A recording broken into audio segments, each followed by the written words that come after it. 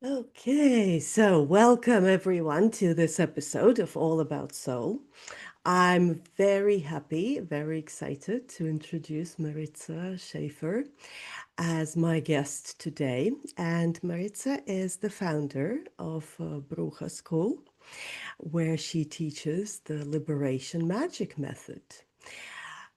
So, we're going to talk about magic today and liberation and a bunch of other things. Maritza, welcome. Thank you, Inga. It's great to be here. Thanks for having me. So, I am very happy to have you, and I wanted to open up with a talk about magic since you run a school of magic.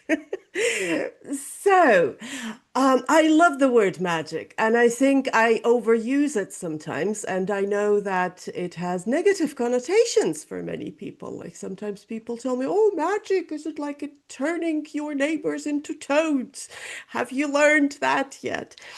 Um, so my question is, does magic mean interfering with divine order, or is it a way of changing ourselves to transform the world around us, Mhm. or is it something else entirely? What is your view on magic? Yeah, that's such a great question. I totally agree with there's a lot of misconceptions about what magic is and it isn't. The way I think about magic is uh, technology for transformation, right? So if I am or I have some things that I don't like and I want to make them different, I can use magic for that. Now, what I always tell people is that if I'm wearing this blue shirt and I want to wear a red shirt, I take it off, I put on the red one. I probably don't need magic for that, right?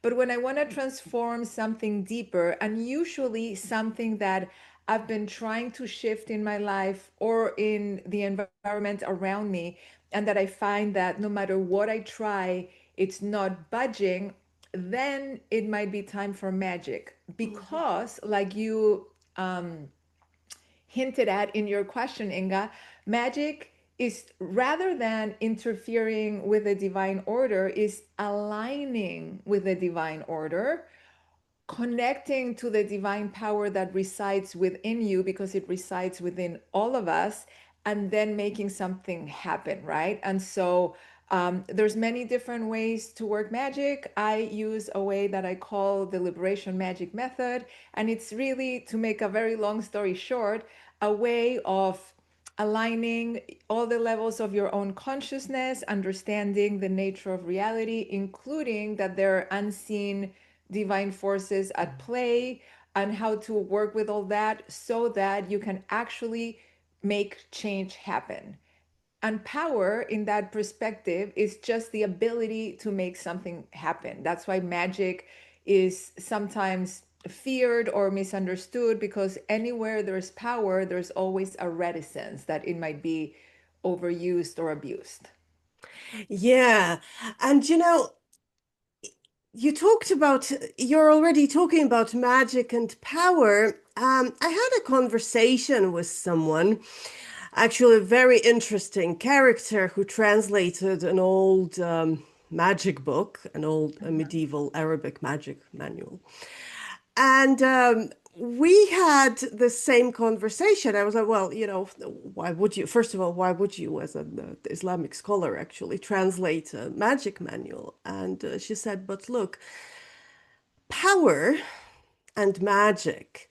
So those who are in power, they perform the allowed rituals, right? It's the religion, it's the establishment. Whereas, and now I see it in this way that, well, those who don't have the power, they resort to magic, right? It's magic is the weapon of the women, of the oppressed, of the servants, of the disempowered, of what people would call lower classes, etc. And someone lower, they are doing magic. Oh, they, that horrible woman who has no money over there and sweeps the floors, she takes your hair and does the magic. Think of all the movies and the stories. It's the women, it's the feminine magic that is dangerous.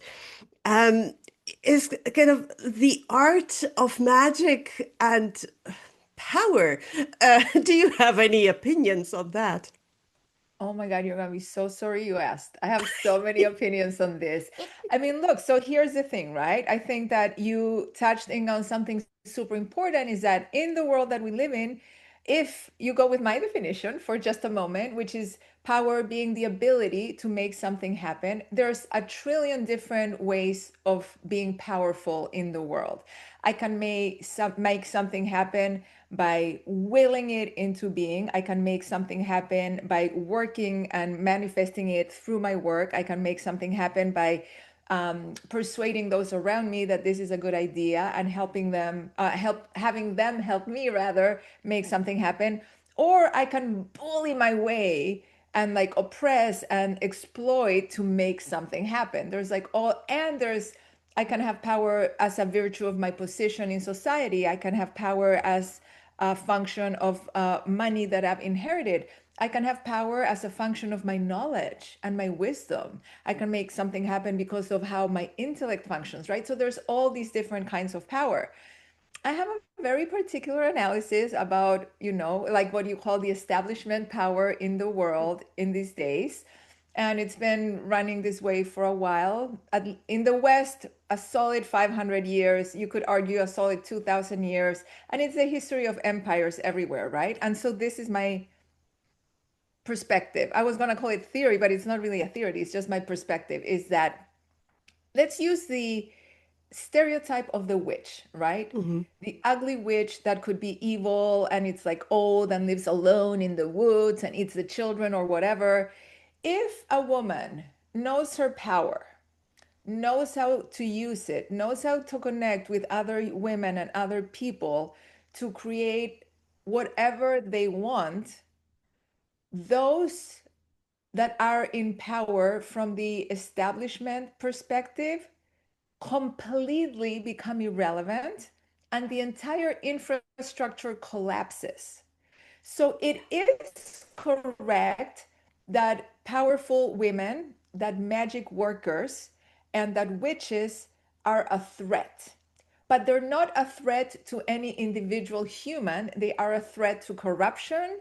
They are a threat to abuse. They are a threat to oppression. They are a threat to obscene injustice and wealth inequality. They're a threat to things that should be threatened, in my opinion, if you value human life, if you value love, if you value nature, if you value human rights. And so it's not 100% incorrect that we can make transformation happen really fast in ways that can seem very shocking. Unfortunately, we're not fully there yet because not all of us are using our powerful magic to make the world different. Yeah. Yeah, thank you for that. Yes, that makes a lot of sense to me. Yeah. So my understanding is you were trained also in your native, in an indigenous tradition in your family, right? You have a heritage of. Yes, and no. And the reason I put it that way is because I do not consider myself indigenous, right? Hmm. Like I grew up Hmm. in Chile. I am from a super westernized family. Right. I know that ancestors upstream, both sides of the family were from Spain and Italy and places around the Mediterranean. They were also from um, native peoples in the north of Chile. And the tradition that I did grow up with was my matrilineal line, like the mom's side of the family, was very openly working magic all along. And the magic here, because I think it's important, I believe that all native people have very similar cosmologies.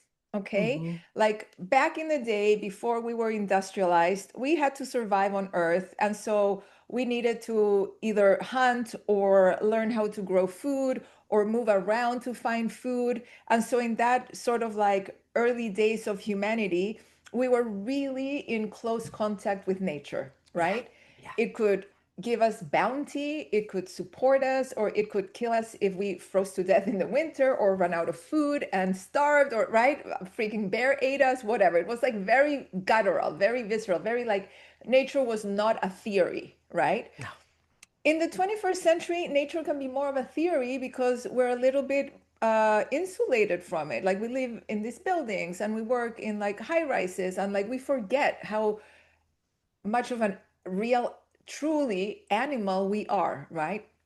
Okay, the reason I bring this up is because before we developed all these technologies to distance ourselves from nature, all of us had the very real firsthand experience of dealing with the sunrise and the sunset, the seasons, right? And so, and in that experience, in we had very similar experiences. We came up with different names for gods, with different names for forces of nature that were really important for us. So I'm not saying that all native spiritual traditions are the same by any stretch of the imagination. They're Hmm. all incredibly sophisticated and incredibly nuanced and detailed and grounded in the land that people were from. But they did have an understanding of a few things. Nature is gonna nature, and we Yeah. need to work with it. We can't make her work with us. Yeah. Like Yeah. that comes first. That's one thing.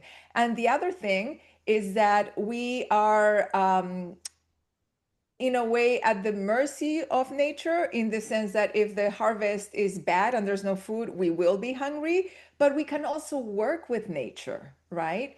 Yeah. And so there's all of these really foundational concepts. I hesitate to call them concepts because they're just like truths of the nature of reality and of the nature of being human on planet Earth that have been observed and experienced firsthand by people around the globe, right? Yeah.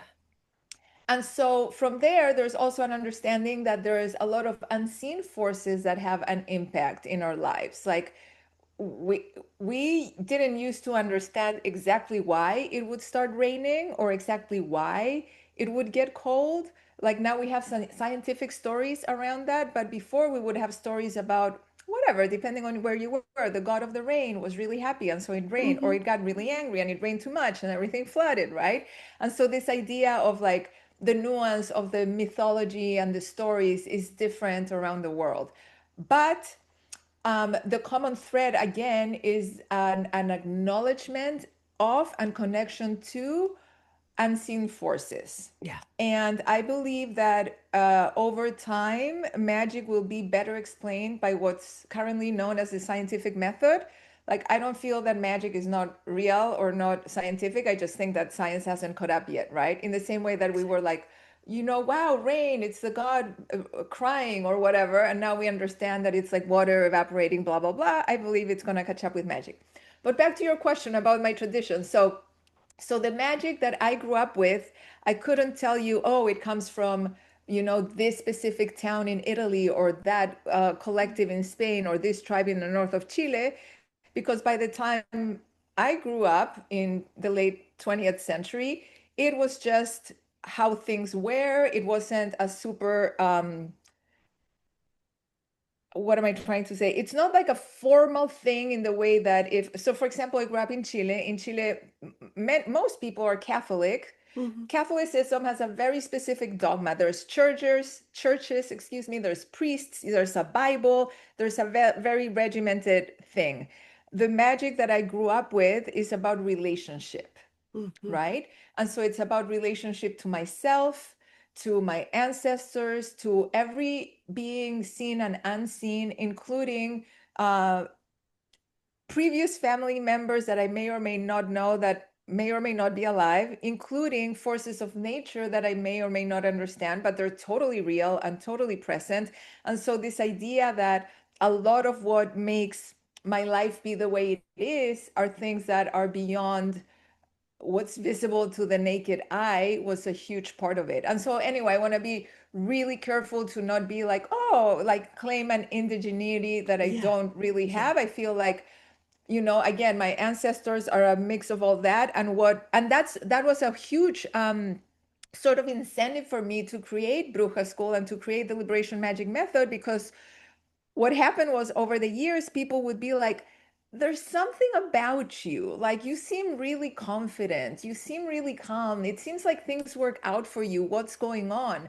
And I couldn't really name it anything. I mean, my family is a family of witches, but what does that mean Hmm. exactly? It's Hmm. not like this clear and cut thing because of the story that I just told you, right? There's like so many influences. And so while not claiming anything, I did codify, if you will, for the left brain of the Western Hemisphere, what these teachings are and what my practices are. Because what's at the end of the day, what's real is that whether you have a very clear connection to your ancestors or you were brought up in a very specific tradition, like if you were brought up um, Jewish and you had a bat mitzvah, or if you grew up in a Native American tribe and you've been, sun dancing for generations, all of that is gorgeous and valid, and has at the bottom of it a connection to spirit and a way of living that I believe is accessible to all humans. The paradox there is that, we don't want people to go into traditions that have nothing to do with them, steal them or Hmm. appropriate them to Hmm. use them for their own benefit, and then be like, haha, I'm all spiritual now, which we Yeah. see that happening a lot. And so, um, anyway, I'm sorry I could go on and on. I just wanted to clarify exactly. I mean, as you can see, I am a mutt and very proudly so. Um, and so, yeah, that's basically the story of how my practice has evolved over the decades. Yes. No, I totally get you. Yeah. I could go on and on about these subjects as well. Would you say, and by the way, yeah, I've also found as you were talking, even I thought, yes, yes, yes, and I understand like our ancestral practices. Like, for example, I come from Latvian tradition, which is a very old Baltic, pre-Vedic tradition. Mhm. And of course, but they were occupied by someone for 700 years. And so magic and kind of tradition and a relationship with nature, with ancestors, with every living thing, it became folklore. It's very easy to keep magic when you say, oh, no, no, we're just doing folklore. We are just dancing because it's our folklore. Keep the culture. So traditions were kept, but of course their spirit, it kind of got a bit rusty, right? Well, we're making those. It was even not a written culture for thousands of years, so there was symbols and art that depicted messages. But now, kind of currently, it's folklore, it's art. So now people are working to restore that and work with, okay, what was the meaning behind all of this, right? What did our ancestors believe? And of course, it would have been absolutely horrifying to walk in and say, yeah, now I'm spiritual. Let's all learn Baltic traditions, you know? There is, again, we're talking a lot about power and liberation, right? And that kind of whether you call it the spirit of colonialism or whatever. But would you say that magic maybe is a way, a relationship with the natural world, both seen as and unseen? 100 million%. And I also include as part of the natural world um, the mystery. Of And course. what I mean by that is that when we hear the natural world, people imagine the trees and the whales, or kind of like this idyllic picture of like out in nature. 100% totally true. And also human nature, our emotions, our thoughts, our desires, our energetic fields and divine kinds of energies. I consider all of that part of nature as well. And so, for me, the most interesting challenge about teaching is that I found that many folks that I come across, I would consider them like regular people brought up in, like, I don't know, the US or the Western world or whatever, think of nature as like the plants and the trees and the animals and the landscapes, and they think of spirit and the divine as like a separate thing. Yeah. And Yeah. I'm like, oh, no wonder. Because to Mm-hmm. me, I mean, I understand, of course, intellectually, I get why they're categorized differently. But to me, all of that is part of nature, Yeah. right? In fact, what I call the mystery, like the spiritual thing that maybe we can't really name or describe or articulate so clearly, because it's the life force, right? Yeah. And if you think about the life force, Inga, that is like the edge of the scientific method right now, right? It's like we know that when humans are formed, we have sperm and egg, they get together, blah blah blah. But what is that thing that is breathing me now? What is that thing that leaves me when I die, and yet my body still looks the same, at least for a moment or a couple of months, even, right?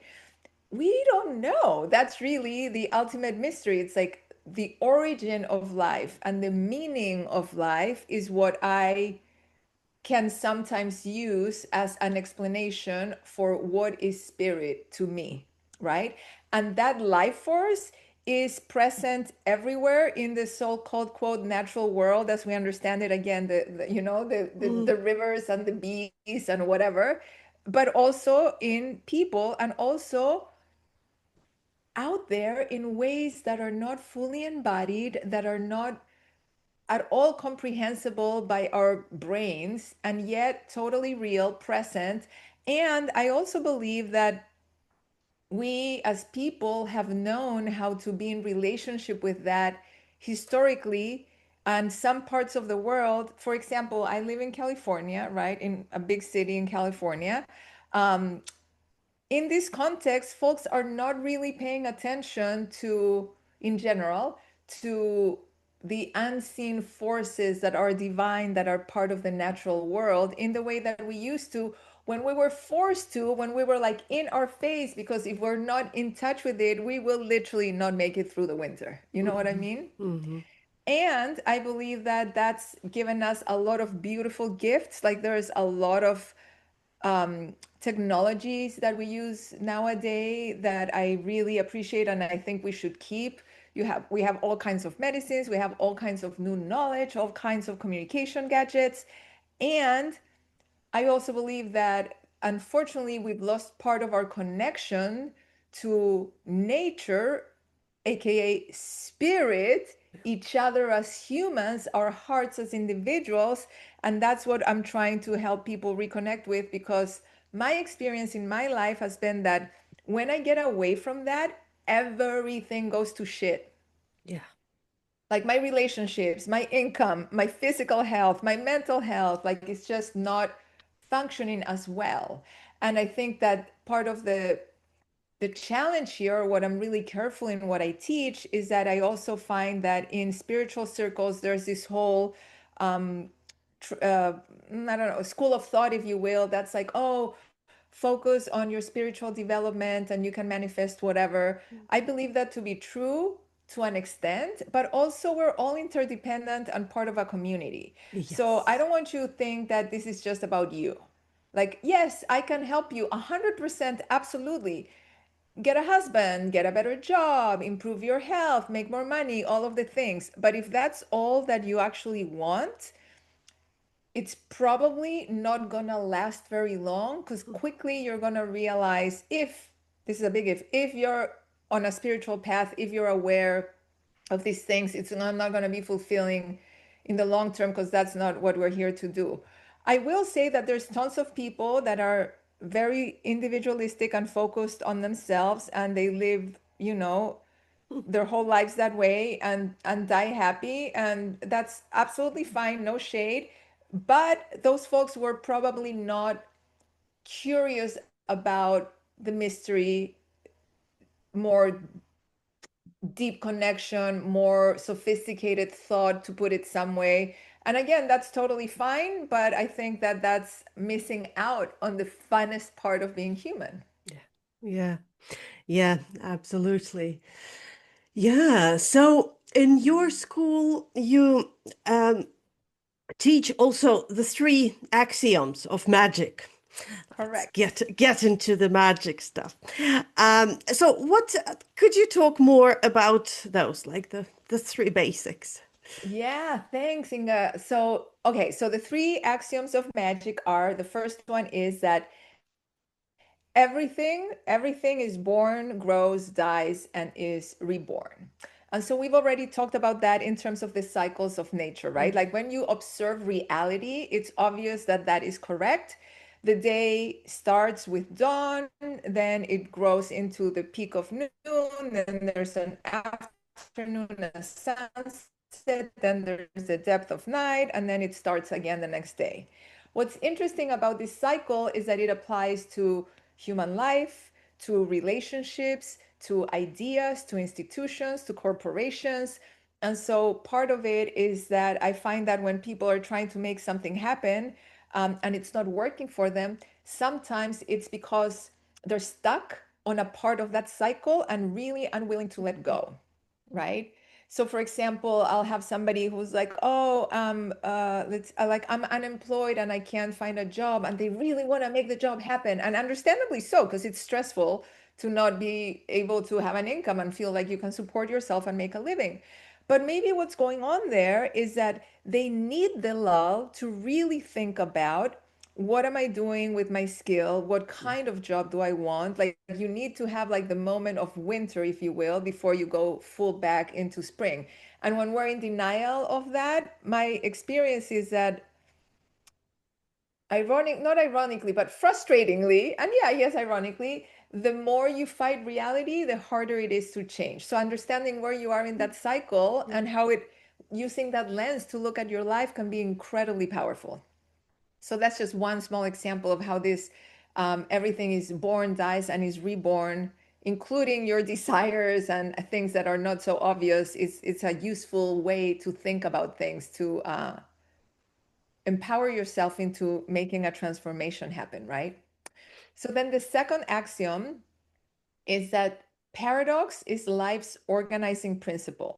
Mhm. And so I come across a lot of students who come with ways of thinking that are very black and white, Mhm. all or nothing, yes or no, and very little understanding, or more than understanding. Sometimes people do understand it, but then they're really uncomfortable with the shades of gray, right?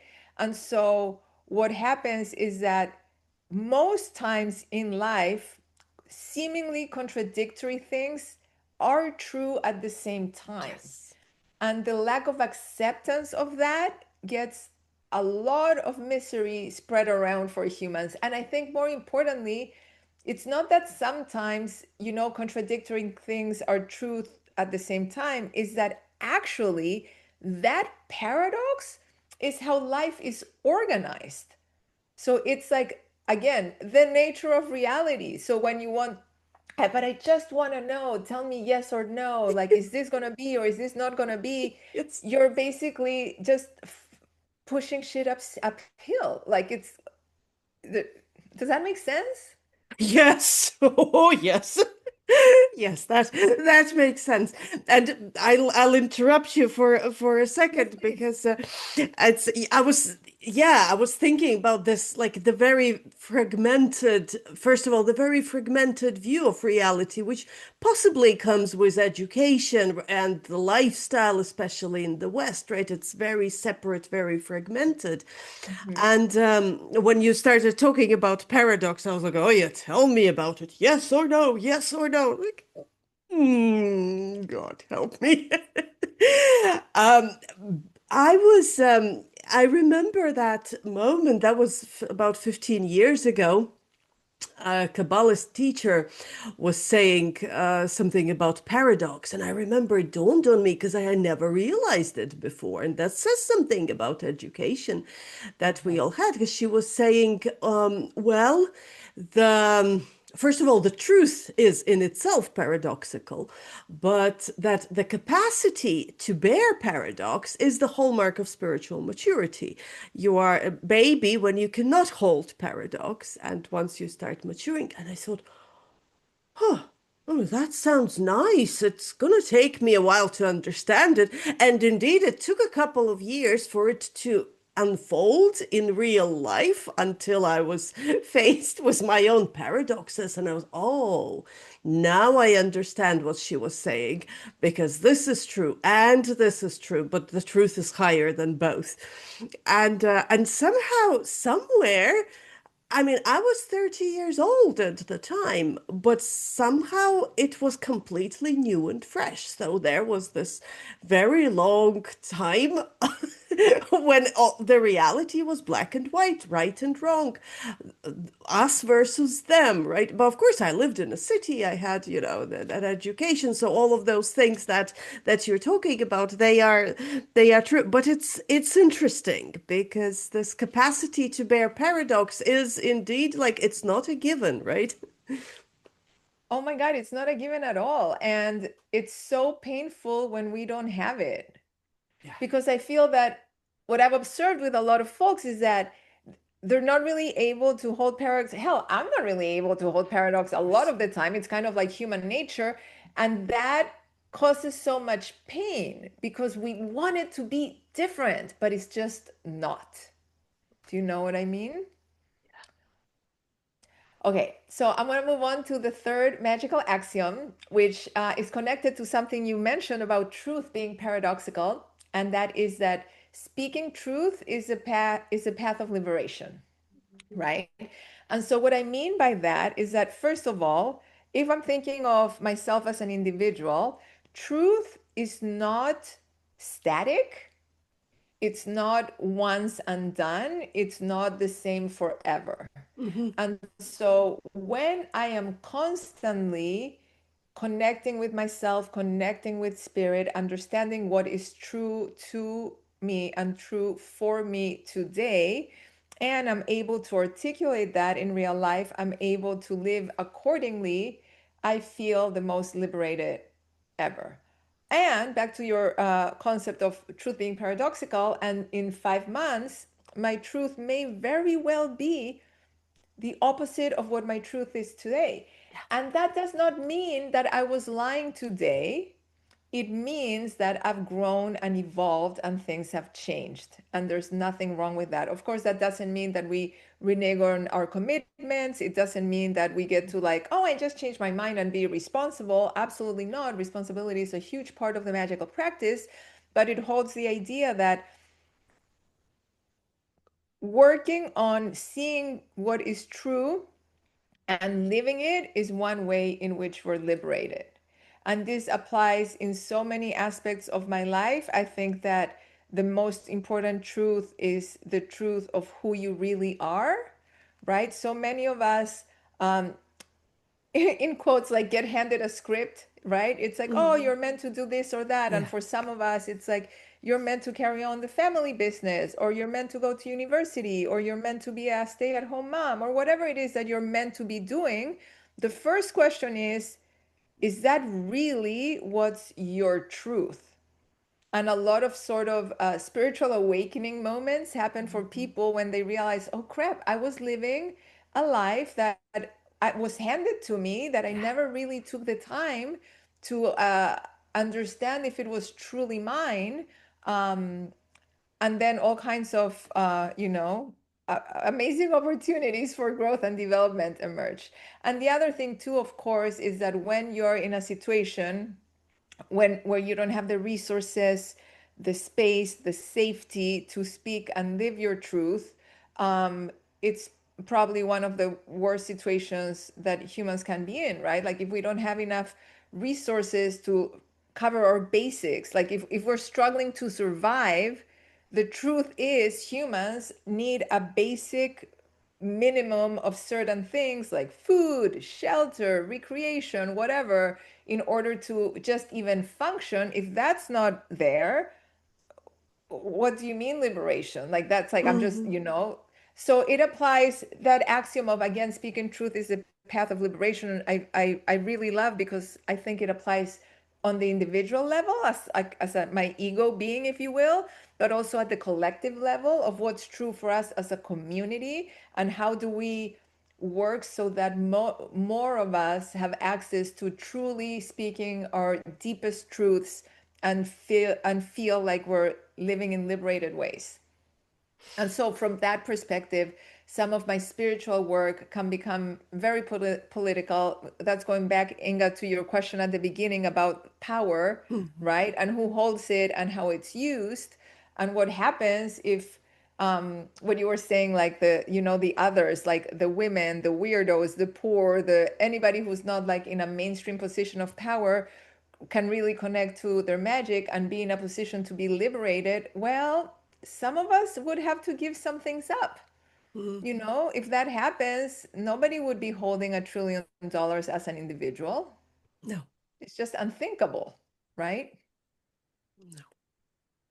Yeah, that's the thing. Yeah, that's also a part of liberation. But that's also what you were saying about community, right? And I agree 100% that healing, transformation, even awareness, it does not happen alone. It cannot, because once we go deeper, like from my experience, working with people, and I know a lot of people either come with a question, oh my gosh, what am I meant to be doing?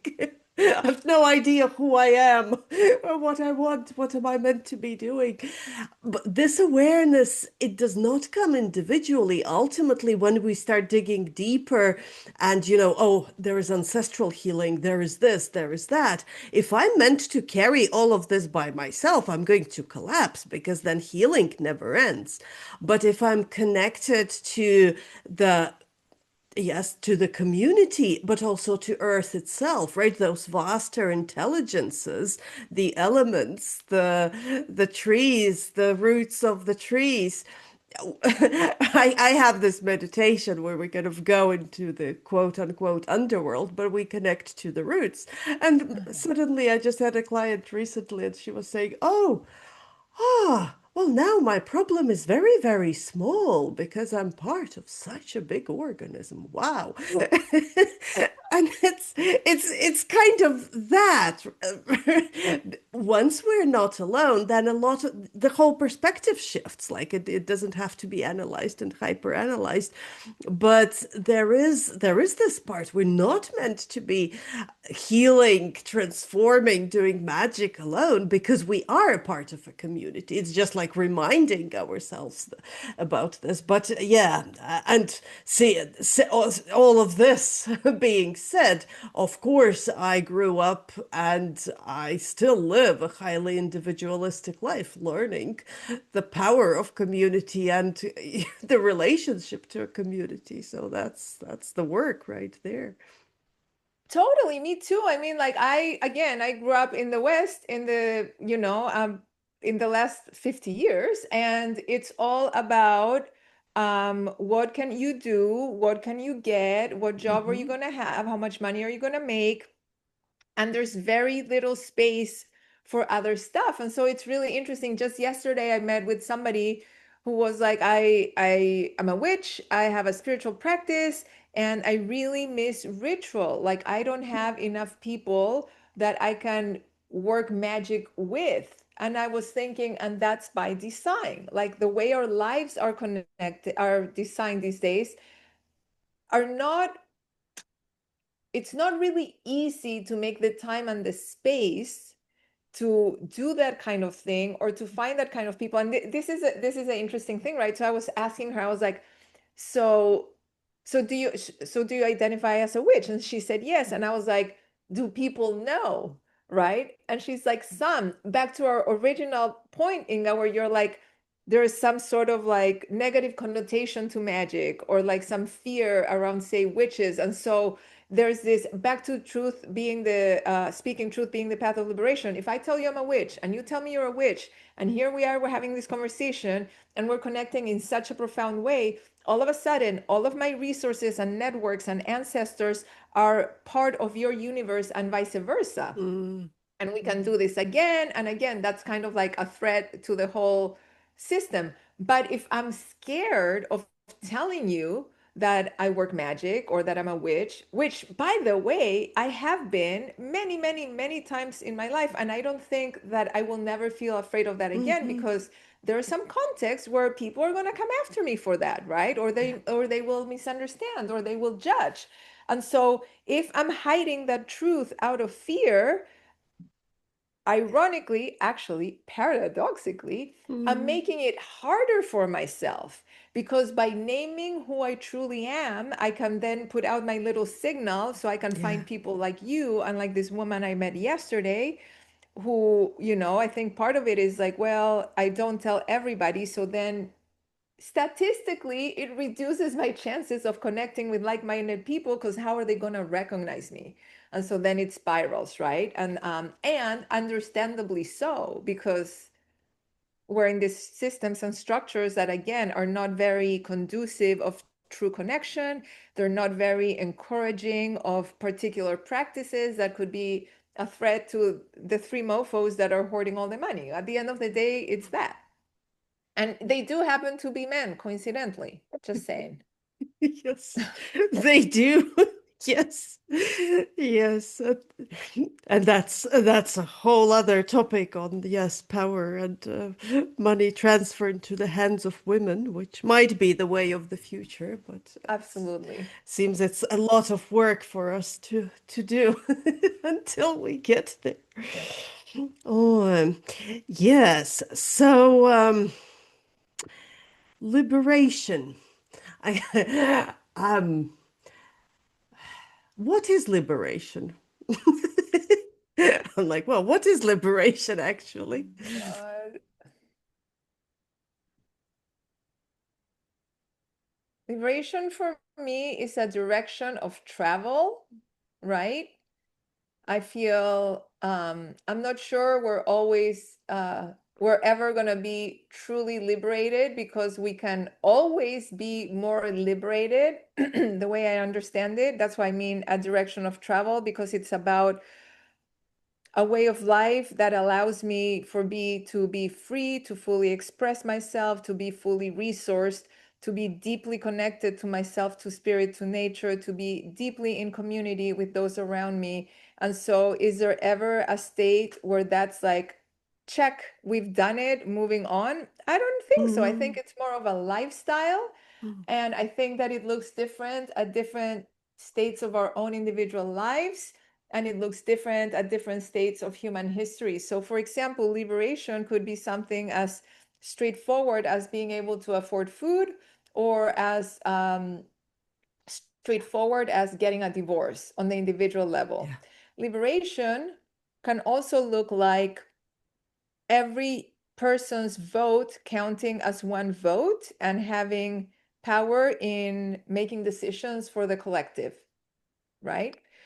Or liberation can look like a universal basic income for all citizens, so that nobody will be struggling with the basics, and then we can build from there. So I hesitate to define it mhm, as a state, but it's rather, again, as an ideal that we're growing, walking, and building towards every day, at the individual, at the community, at the societal level, uh, on the daily, and also in bigger historical chunks, if you will.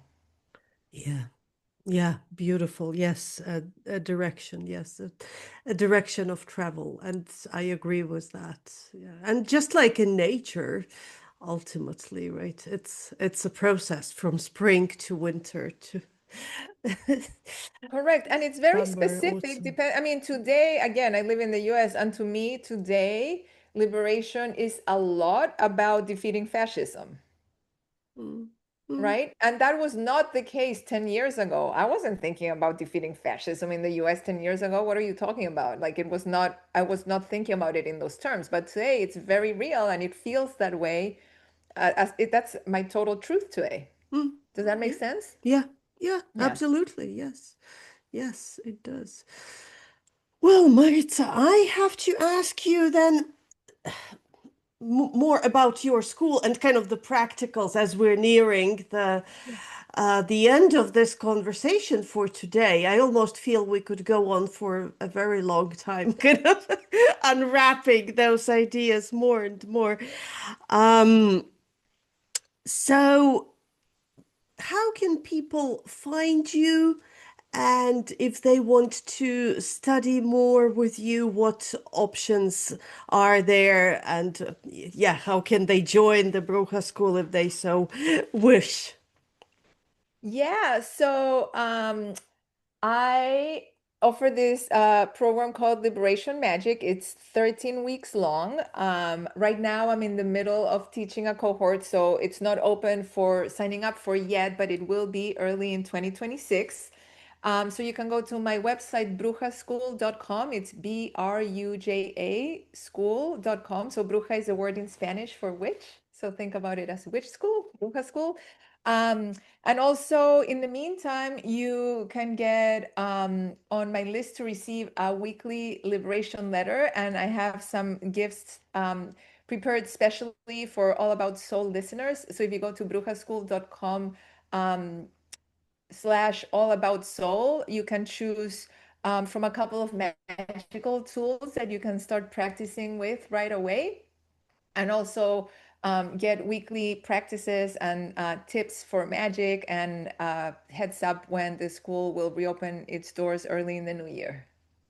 Oh, wonderful, wonderful. And I'll make sure to post those links also under podcast description and video so that people can click on them.